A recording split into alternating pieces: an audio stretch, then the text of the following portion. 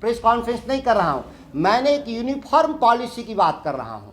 Uniform policy ये है कि केवल भ्रष्टाचार केवल विपक्ष करता है, नहीं, भ्रष्टाचार हमेशा सत्ता पक्ष करता है, याद रखिए ठीक से आप।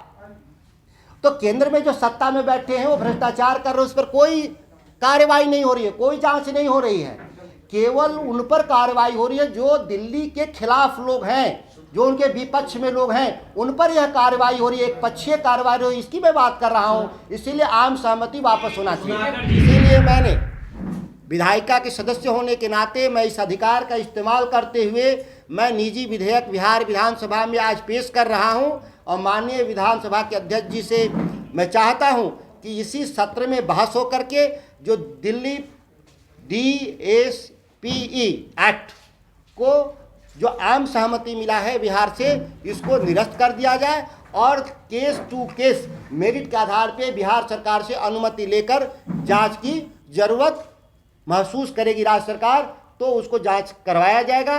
क्योंकि बिहार सरकार के पास खुद भी कई जांच एजेंसियां हैं, राज्य के भीतर समस्या होती है, इसकी जांच स्वयं कर लेती है। नमस्कार, आप न्यूज़ 4 नेशन देख रहे हैं, मैं हूं आपके साथ वंदना। CBI और ED को लेकर लालू परिवार के लिए ढाल बनकर सामने आए सुधाकर सिंह। बता दें कि जिस तरह से महागठबंधन की सरकार बनी, उन दिनों से सुधाकर सिंह सुर्खियों में रहे, लेकिन अब कहीं ना कहीं लालू परिवार के साथ खड़े दिख रहे हैं और यहाँ तक भी उन्होंने कहा है कि निजी विधेयक लाएंगे सदन में।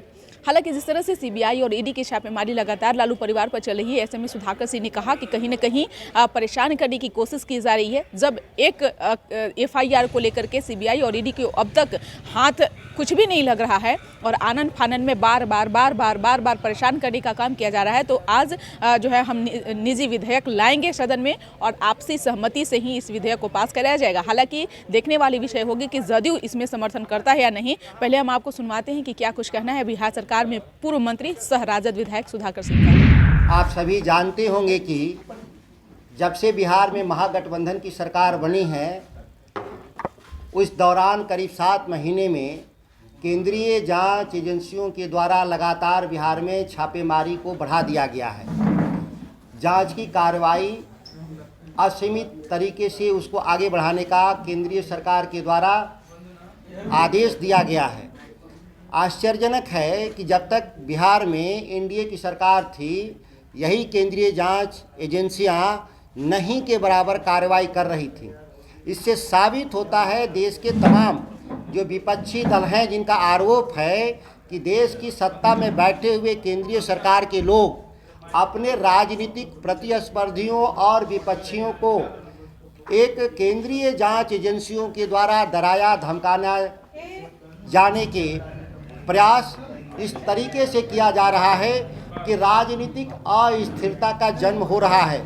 आपने देखा होगा, महाराष्ट्र को देखा होगा आप लोगों ने, आपने झारखंड को देखा होगा कि वहाँ की सरकारें, या आपने पश्चिम बंगाल में देखा होगा जहाँ विपक्ष की सरकारें थीं, वहाँ पर UPA की जहाँ सरकारें थीं, उसको देश की सरकार ने अपनी जांच एजेंसियों के द्वारा लगातार डरवाने धमकाने का काम किया गया। और एक बात तय हुई थी, आपने देखा भी होगा कि जिस काम के लिए मैं आज प्रेस कॉन्फ्रेंस कर रहा हूं, मैं एक निजी विधेयक बिहार विधानसभा में ला रहा हूं, जिसका मुख्य उद्देश्य है कि दिल्ली पुलिस इस्टेब्लिशमेंट एक्ट के पारा 6 सेक्शन 6 में उसको अधिकार दिया गया था। बिहार जैसे राज्यों ने, देश के तमाम राज्यों ने दिया था आम सहमति कि वह देश में कहीं भी जांच कर सकते हैं। लेकिन जिस तरह से केंद्रीय जांच एजेंसियों का दुरुपयोग बढ़ता हुआ देखकर देश के 9 राज्यों ने अभी तक इस आम सहमति के धारा 6 को वापस लेने का काम किया था। आज भी 10वां राज्य पश्चिम बंगाल ने भी वापस लेने का काम किया, जो लागू नहीं हो पाया। 6 महीना पहले आप लोग को याद होगा, तेलंगाना के मुख्यमंत्री KCR आए थे और बिहार के मुख्यमंत्री जी के साथ साझा प्रेस विज्ञप्ति में कहा गया था कि बिहार के भीतर भी केंद्रीय जांच एजेंसियों को दी गई आम सहमति वापस लिया जाएगा। लेकिन आप देखते होंगे ये 6 महीना बीत जाने के बाद भी बिहार में यह आम सहमति वापस नहीं लिया गया। और आज राष्ट्रीय जनता दल के नेतृत्व श्री तेजस्वी प्रसाद यादव जी, राबड़ी जी और लालू जी जैसे हमारे जो शीर्ष नेतृत्व, पार्टी के कई सांसद, पार्टी के कई विधायकों पर लगातार केंद्रीय जांच एजेंसियों के द्वारा उन मामले में जांच की जा रही है जिस मामले में पहले ही जांच कर करके चार्जशीट कोर्ट में दाखिल कर दिया गया। अब किसी भी जांच एजेंसी को या किसी भी तीसरे पक्ष को लगता है कि कोई नई सूचना है, कोर्ट में जाकर उसको सबमिट करना चाहिए और ट्रायल कराना चाहिए, लेकिन ट्रायल ना करा करके इस अनिश्चित काल तक जांच के नाम पर उलझाए रखना और विपक्ष की एकता और विपक्ष के राजनेताओं को धमकाना, यह एक नया सगल तो मैं नहीं कहता। इसीलिए कि जो अभी वर्तमान में जो केंद्र में सरकार में बैठे हैं, उन लोगों का खुद आरोप था, जब वो गुजरात के मुख्यमंत्री थे और विपक्ष में थे तो उनका कहना था कि जो केंद्र की सरकार है, तत्कालीन केंद्र की सरकार, वह अपने विपक्षी नेताओं को केंद्रीय जांच एजेंसियों के द्वारा तंग एवं तबाह किया जा रहा है। कहने का मतलब कि यह सर्वानुमति है इस देश में, पक्ष हो या विपक्ष कि नहीं, यह केंद्रीय एजेंसियां दुरुपयोग की जा रही हैं। लेकिन दुर्भाग्य क्या है, जो भी हम सत्ता में आते हैं वो हम इस बात को भूल करके उन एजेंसियों का दुरुपयोग को बढ़ा देते हैं और जो विपक्ष में है वो उसको समाप्त करने की बात करते हैं। इसीलिए मैंने विधायिका के सदस्य होने के नाते मैं इस अधिकार का इस्तेमाल करते हुए मैं निजी विधेयक बिहार विधानसभा में आज पेश कर रहा हूं और माननीय विधानसभा के अध्यक्ष जी से मैं चाहता हूं कि इसी सत्र में बहस हो करके जो दिल्ली DSPE एक्ट को जो आम सहमति मिला है बिहार से, इसको निरस्त कर दिया जाए और केस टू केस मेरिट के आधार पे बिहार सरकार से अनुमति लेकर जांच की जरूरत महसूस करेगी राज्य सरकार तो उसको जांच करवाया जाएगा, क्योंकि बिहार सरकार के पास खुद भी कई जांच एजेंसियां हैं, राज्य के भीतर समस्या होती है, इसकी जांच स्वयं कर लेती हैं। अगर राज्य से बाहर वह अपराध घटित हुआ हो तो वैसे में केंद्रीय जांच एजेंसियों का भी सहयोग लिया जाना चाहिए। जब जिस मसले पर दोबारा नहीं, हमको लगता कि 5वीं या 6वीं बार यार ये जांच हुआ, छापे मारी हुई है, एक FIR पे ये 5वीं या 6वीं बार FIR छापेमारी हो रही है, तो भाई एक ही FIR पे 6 बार जांच होगा। सेट पैटर्न है। देखिए, मैं कानून की बात कर लें हम लोग ना, उनकी मर्जी से नहीं चलेगा ना, किसी की मर्जी, मेरे मर्जी से भी नहीं चलेगा, लेकिन CBI और जांच एजेंसियों की भी मर्जी से नहीं चलेगा। कानून कहता है कि एक बार जब आप कोर्ट से बेल ले लेते हैं तो उसके बाद जो ट्रायल शुरू होता है और कोई भी आपके पास नया साक्ष्य आप कोर्ट को दीजिएगा, आप वापस वहां पे नहीं चले आइएगा उसी अभियुक्त के पास, ऑलरेडी वो बेल पर है, आप कोर्ट न्याय करेगा, पनिश करेगा, उसको सभी को मान्य है। जेपीसी पर सरकार नहीं चाहती है कि जेपीसी, क्योंकि 6 बार बैठ चुकी है, सरकार जा चुकी है, चाहे वो VP सिंह हो, चाहे अटल बिहारी जी हो या उसके अलावा। मैंने कहा कि जो सत्ता में आ जाते हैं, जो विपक्ष में थे, वो चाहते हैं कि जेपीसी बने, और जो सत्ता में आ जाए, वही दल अगर सत्ता में आ जाता है तो कहता है जेपीसी नहीं बनेगा। यह तो मैं आरोप सभी राजनीतिक दलों पे मैं लगाया हूँ। इसीलिए विधायिका के भीतर बहस होना चाहिए, रिकॉर्डेड बहस होना चाहिए कि किसका क्या ओपिनियन है, कल जाके मुकर न जाए।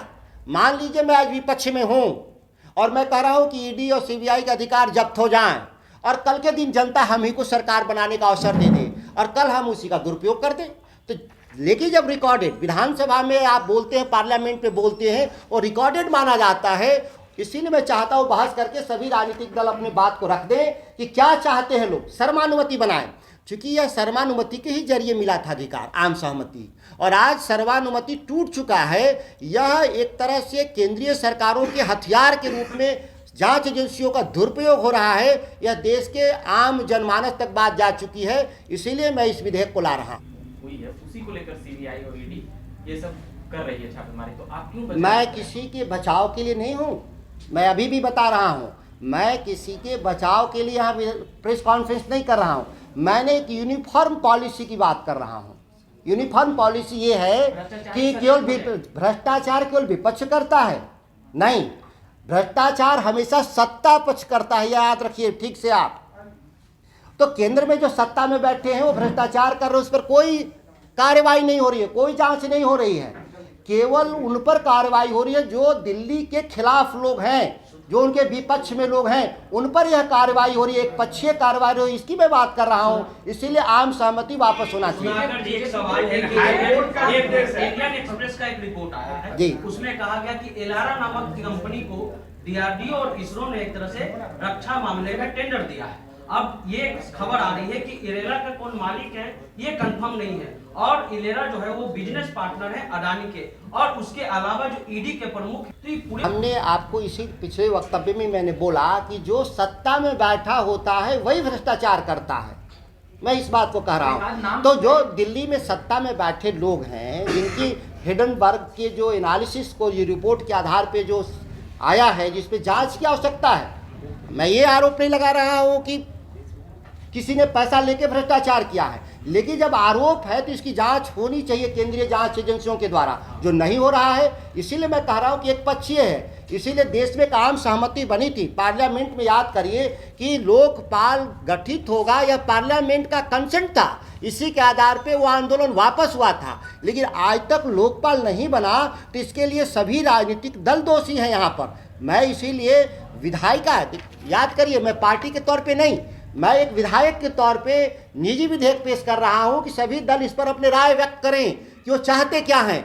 लेकिन यहाँ पिक एंड चूज की पॉलिसी है, और पिक एंड चूज कैसे हम पकड़ रहे हैं? जो विपक्ष में है, जो सत्ता में है, जिसके पास ज़्यादा संभावना है भ्रष्टाचार का, वो बच जा रहा है, और जो विपक्ष में है, जिसके पास संभावनाएं कम है, उसको सीबीआई ईडी पकड़ रही है। यही तो मैं कह रहा हूँ। यह तो पूरे देश में सभी को पता है कि जांच एजेंसियां सरकार की अनुमति से ही जांच करती हैं, वह स्वतंत्र नहीं है।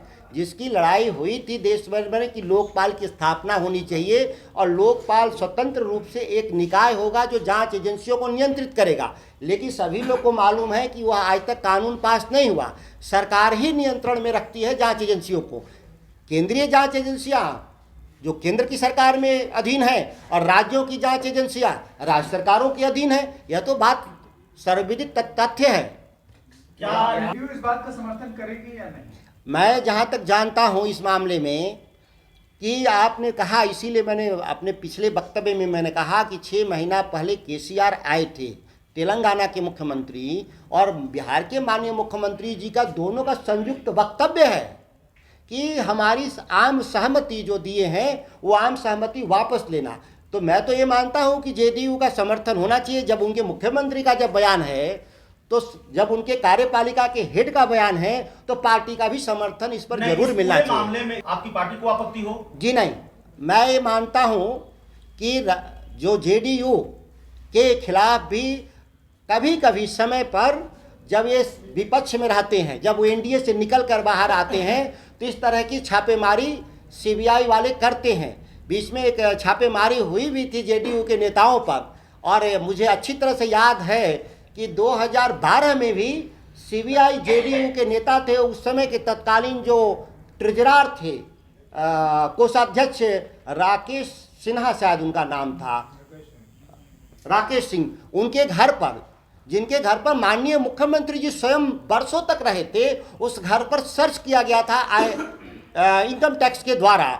मुझे अच्छी तरह से याद है जब वो भारतीय जनता पार्टी से उनका समझौता टूट रहा था, और कई करोड़ कैश भी जब्त था, लेकिन आज तक ये नहीं पता चला कि सीबीआई ने उस पर क्या कार्रवाई की, और मीडिया के बंधु भी शायद भूल गए उस विषय को, इसीलिए कभी उसको फॉलो अप में नहीं गए कि इस तरह से सीबीआई लगातार, वो ऐसा नहीं कि केवल राष्ट्रीय जनता दल पे ही छापेमारी करते हैं, विपक्ष में जो रहेगा उस पर छापेमारी करते हैं। आपने क्या कुछ कहा? सुधाकर सिंह ने साफ तौर से कहा कि कहीं न कहीं सत्ता पक्ष के लोगों को जो है परेशान करने की कोशिश किया जाता है, और ये कोई और नहीं बल्कि बीजेपी जो है बार बार परेशान करने की कोशिश कर रहा है। ऐसे में कई राज्यों में यह नियम जो है वह लागू हो चुका है। अब बारी है बिहार की, और मुझे पूरा भरोसा है कि मुझे नीतीश कुमार भी इन सब चीज़ों में सहमति देंगे। लेकिन देखने वाली विषय होगी कि क्या नीतीश कुमार की सहमति बन पाएगी या नहीं। इस पर बस इतना ही। बने रहिए न्यूज़ नेशन के साथ। तब तक के हमारे चैनल को सब्सक्राइब नहीं किया तो कर लीजिए। धन्यवाद।